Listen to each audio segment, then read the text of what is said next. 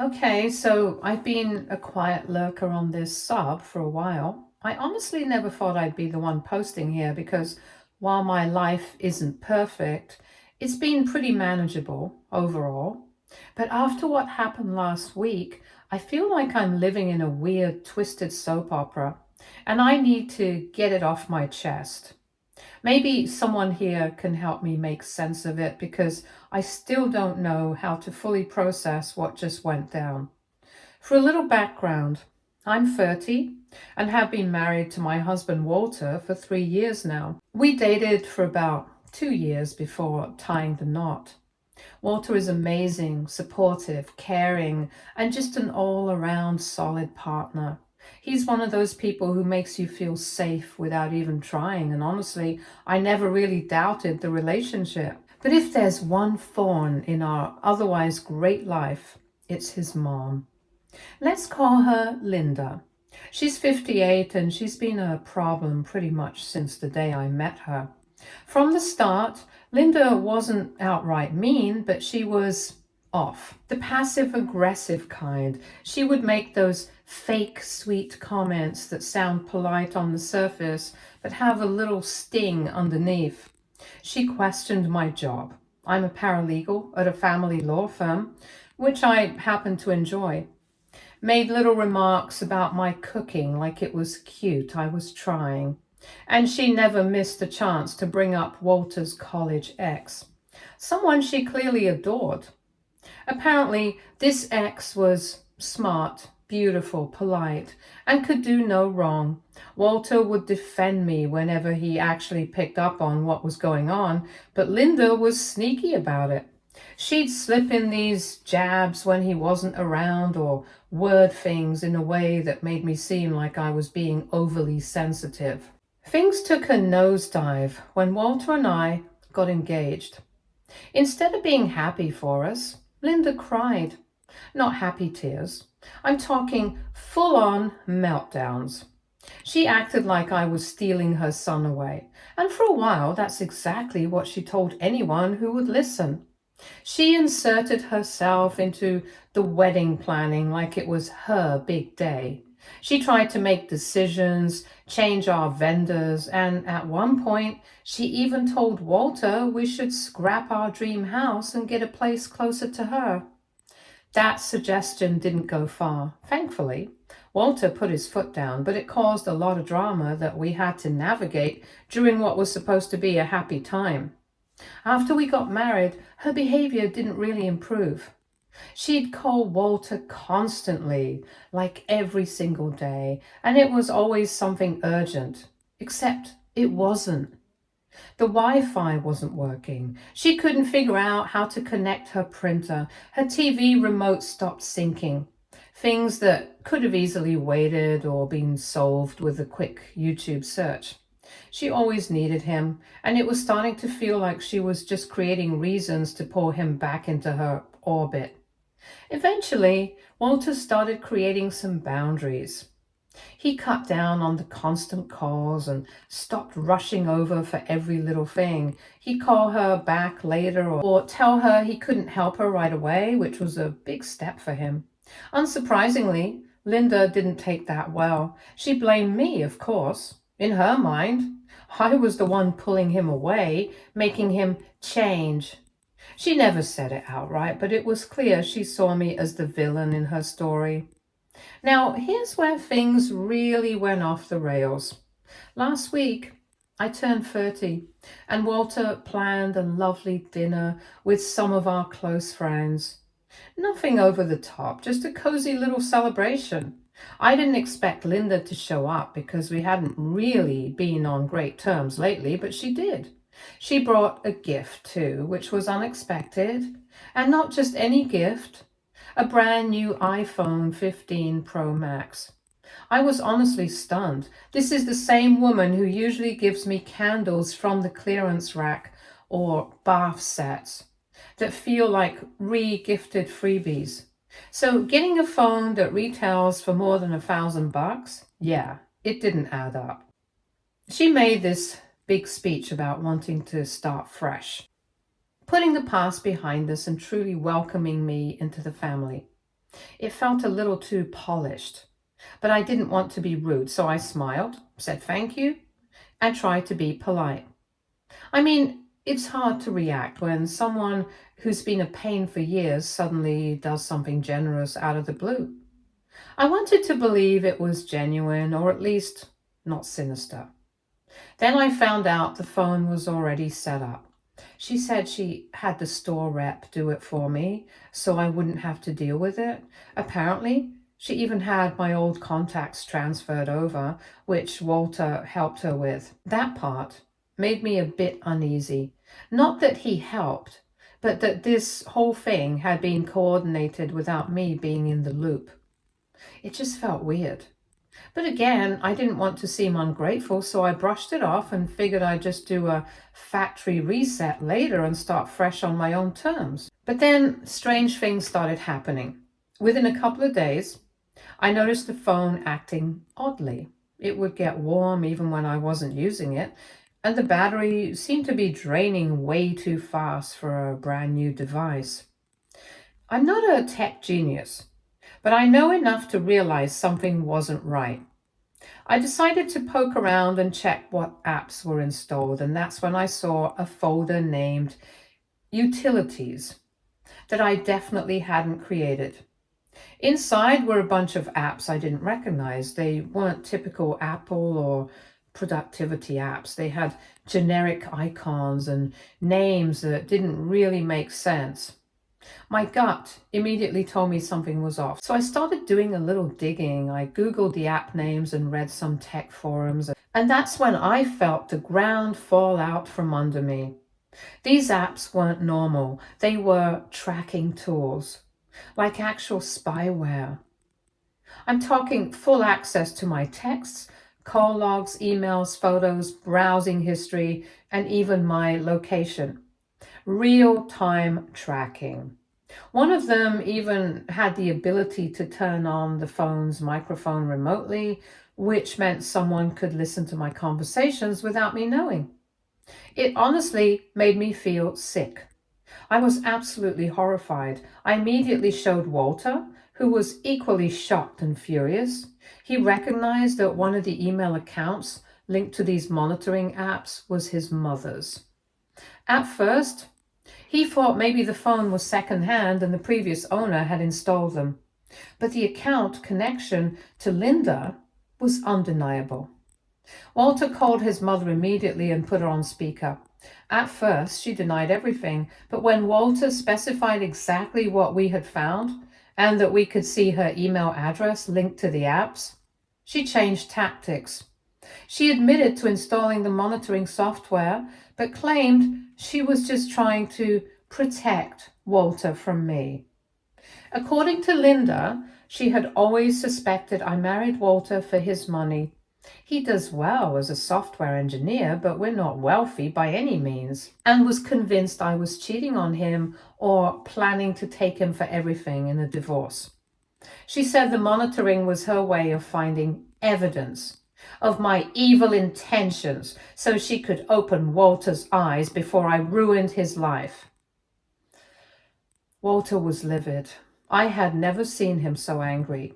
He told his mother that what she did was not only a disgusting invasion of my privacy, but actually illegal. In most states in the US, including ours, installing spyware on an adult's phone without their knowledge and consent is illegal under various computer fraud, wiretapping, and privacy laws. He told her that if she ever did anything like this again, he wouldn't hesitate to get the police involved. Linda didn't back down. She started crying and claiming she was just being a concerned mother. She insisted that I had changed Walter and turned him against her.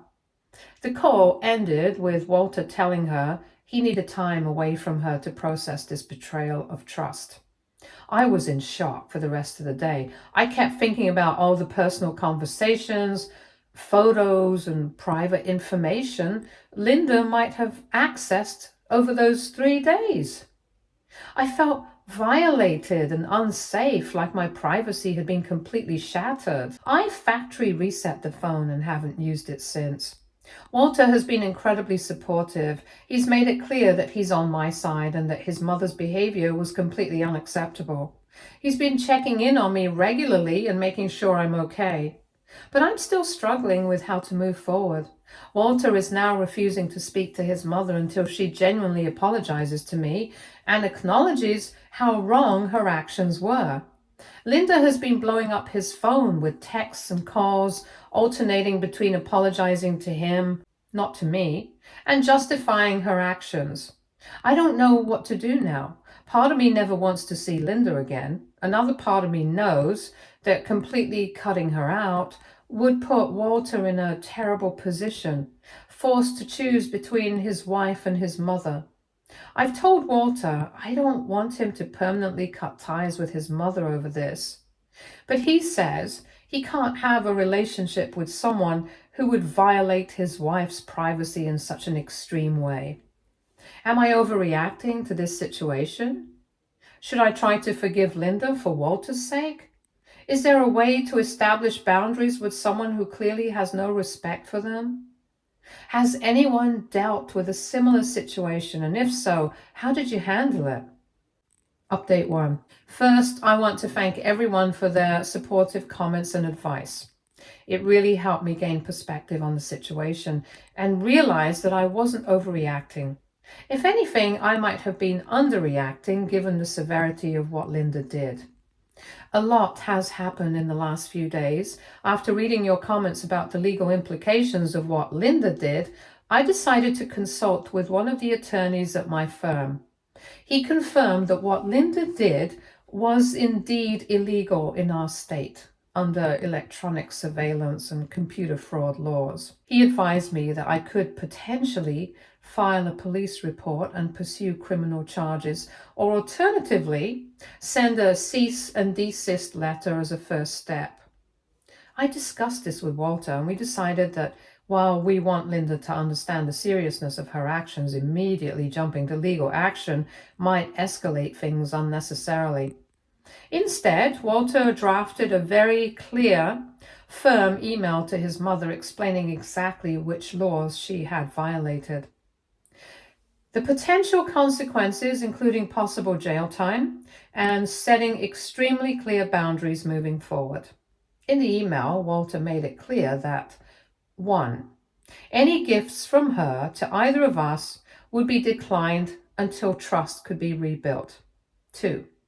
She would need to sincerely apologize to me directly and acknowledge the illegal nature of her actions. 3. She would need to seek therapy to address her unhealthy attachment and boundary issues. And 4, there would be a period of limited contact while she worked on these things. Linda's response was not great. She replied with a long, rambling email that managed to both apologize and justify her actions in the same breath. She claimed she was just being a mother and that someday when you have children, you'll understand.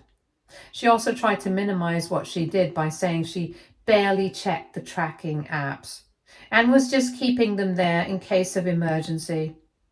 The most concerning part of her email was when she wrote, "I raised you for 32 years and this is how you repay me by choosing her over your own mother."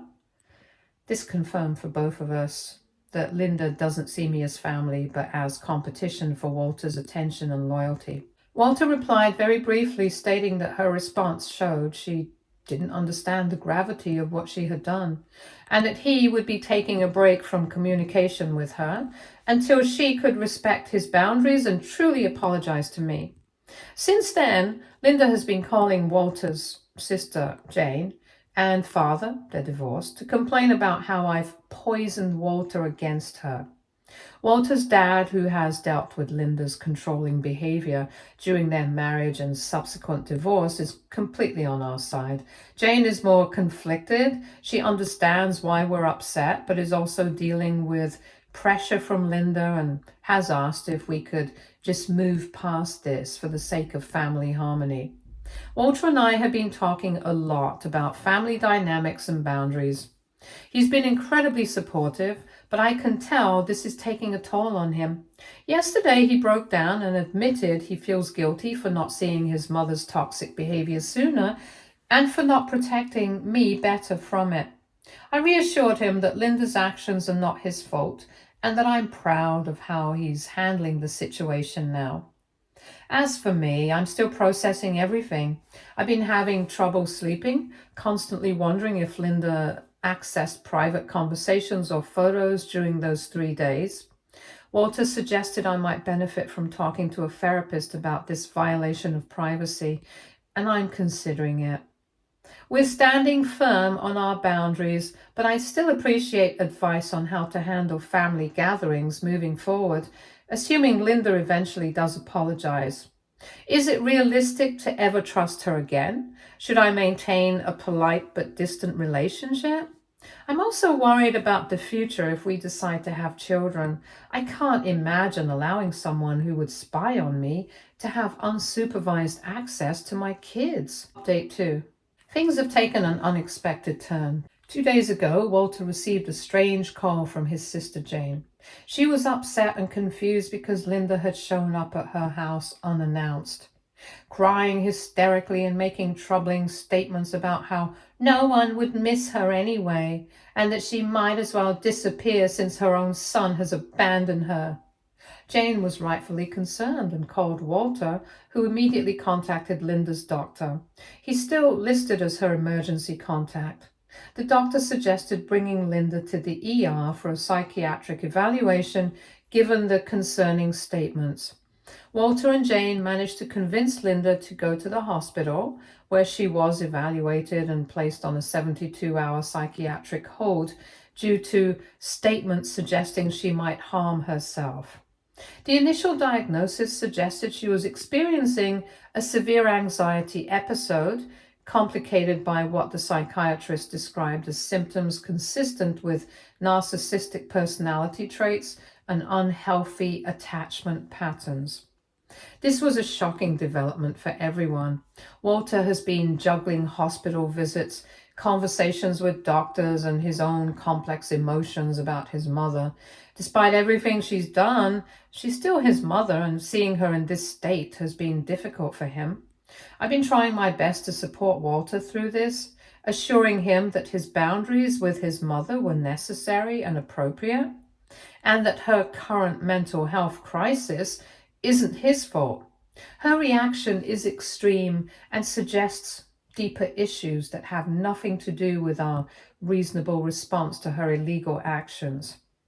Yesterday, the hospital psychiatrist requested a family meeting with Walter. Linda approved this. I offered to go with him for support, but decided to wait outside during the actual meeting as I didn't want my presence to agitate Linda further. According to Walter, the psychiatrist explained that Linda exhibits signs of unhealthy enmeshment with her son and has difficulty seeing him as a separate individual with his own life.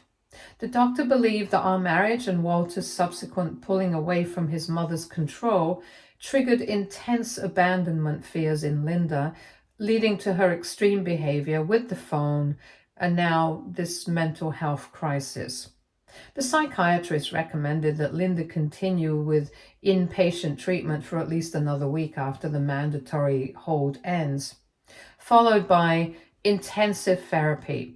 They also suggested family therapy eventually, but acknowledged that given the severity of Linda's boundary violations, rebuilding trust would be a long process and would need to happen at our comfort level. Walter agreed to the treatment plan, but made it clear that while he wants his mother to get help, her mental health issues don't excuse her actions, and our boundaries would remain firmly in place.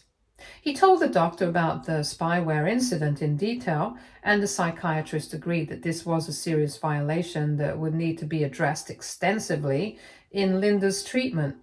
When Walter came out of the meeting, he looked exhausted, but somewhat relieved that his mother was getting professional help.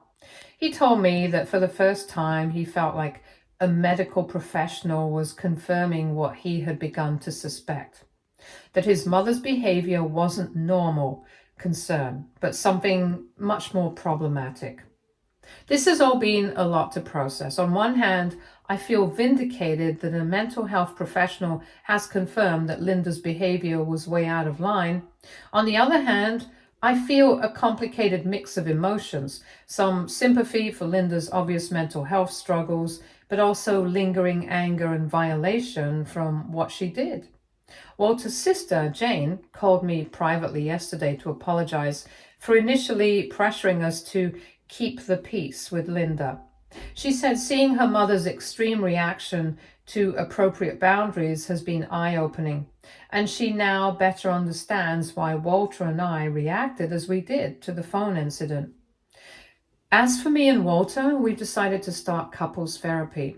Not because our relationship is in trouble, but because we want to make sure we navigate this complex family situation in a united and healthy way. We had our first session yesterday, and it was helpful to have a neutral third party validate our feelings and boundaries. The therapist suggested that down the road, if Linda makes significant progress in her treatment, we might consider carefully structured family therapy sessions with very clear boundaries. But she emphasized that this would only be appropriate if Linda demonstrates genuine change and understanding of the harm she caused. For now, we're taking it day by day. Walter visits his mother in the hospital daily, but keeps interactions brief and focused on her getting the help she needs. I'm still maintaining distance, which both our therapist and Linda's psychiatrist agree is appropriate, given the circumstances. I'm still trying to process everything and figure out what any future relationship with Linda might look like.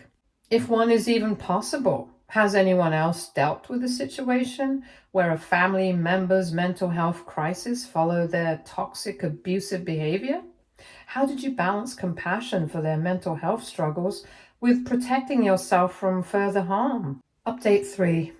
I honestly didn't expect to be back with an update so soon, but something significant happened, and writing it out is the only thing that's helping me process it all.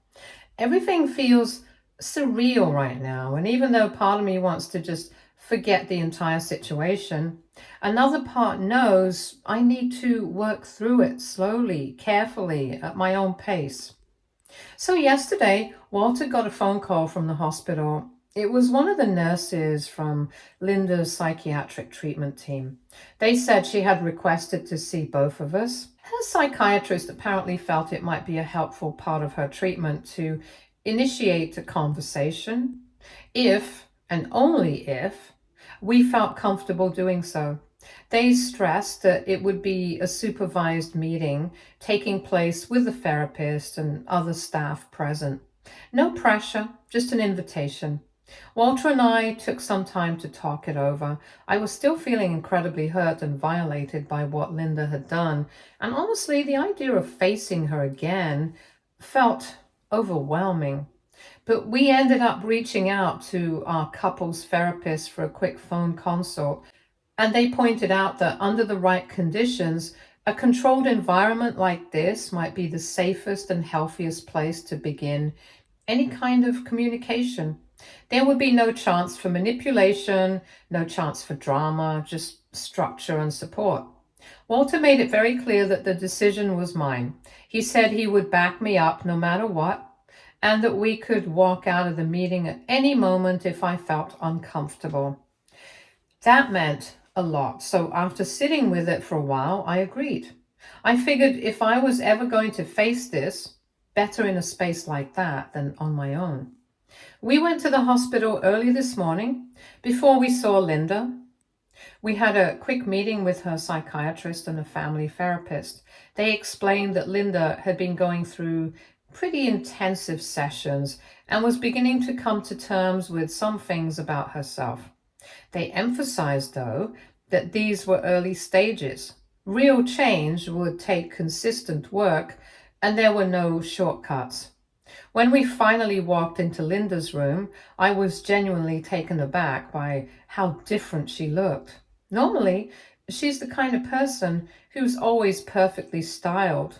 Flawless makeup, hair done just so, designer clothes. But now, without all of that, she looked smaller, tired, vulnerable even. Her eyes were puffy, and she just looked worn down, like someone who had been crying a lot.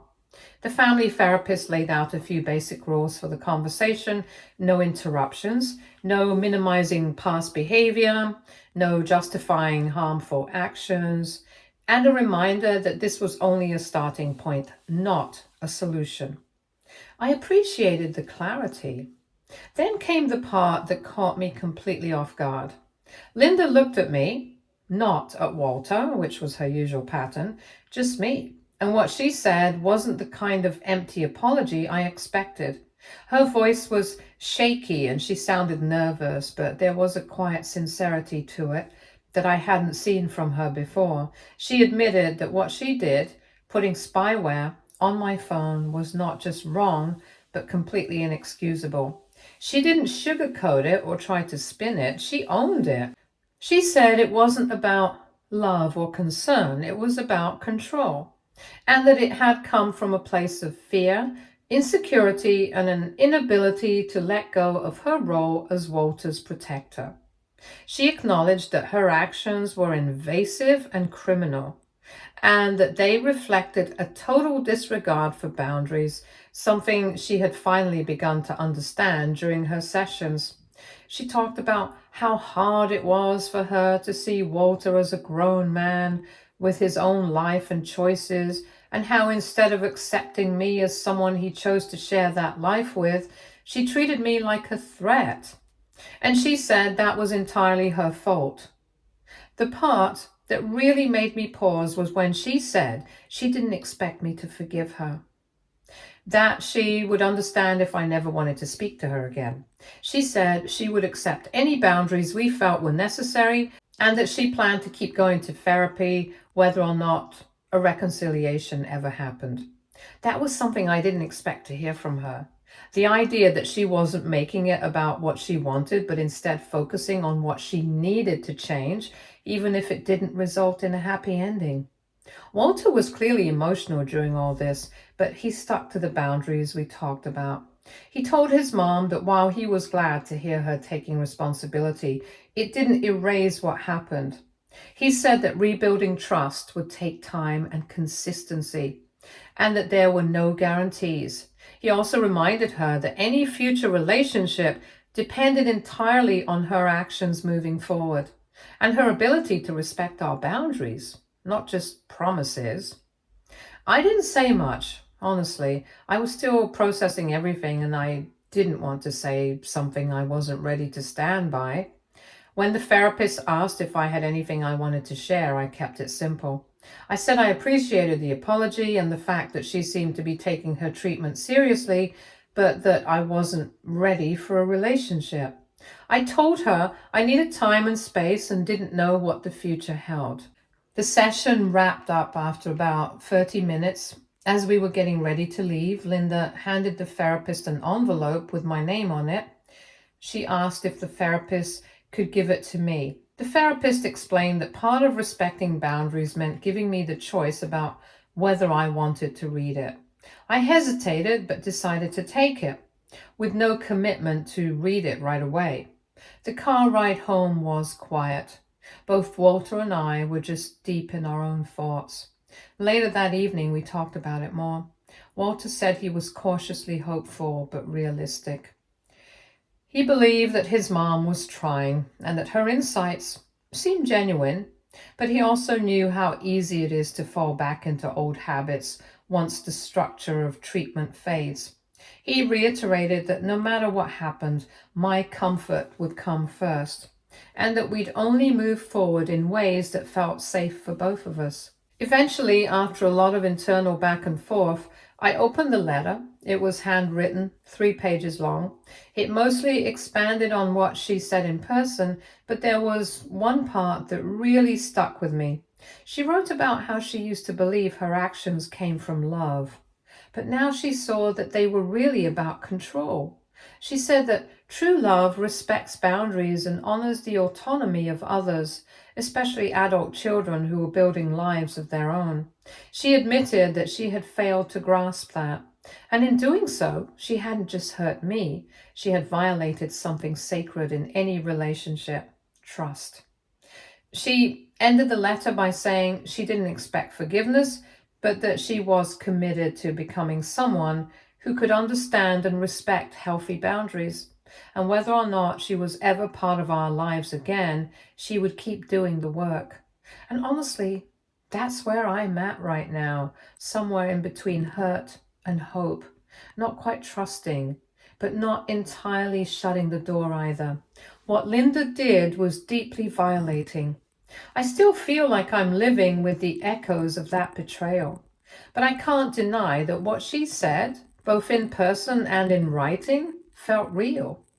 And the fact that she's continuing with treatment after discharge, moving into a partial hospitalization program and then outpatient therapy, makes me think maybe this isn't just another performance. Walter and I have agreed to keep up with our own couples therapy. We've also decided that for now, any contact between Linda and me will only happen in supervised settings, if at all. Walter will keep visiting her occasionally to support her treatment, but I won't be involved directly unless I choose to be, and even then, only in a controlled environment. The treatment team did mention that family therapy could be an option down the line, but they emphasized that it should only happen if and when I feel ready, not because anyone else wants it. So now I'm just trying to stay grounded. I'm not making any promises and I'm not putting pressure on myself to feel one way or the other. I'm allowing myself to feel hurt and cautious, while also acknowledging that Linda is showing signs of actual growth. And that's okay. Both things can be true at once. I guess what I'm wondering now is, has anyone else been through something like this? Is it even possible to rebuild a relationship with someone after a breach of trust this serious? If the person continues to demonstrate real change through their actions, can something new be built from the ruins of what was broken? Or are some violations just too much to come back from, no matter how sincere the apology? Thanks again for all the support. I genuinely didn't expect to find myself in a situation like this. But knowing I can come here and share it with people who understand means more than I can say. Stay tuned for more stories from our girl relationships.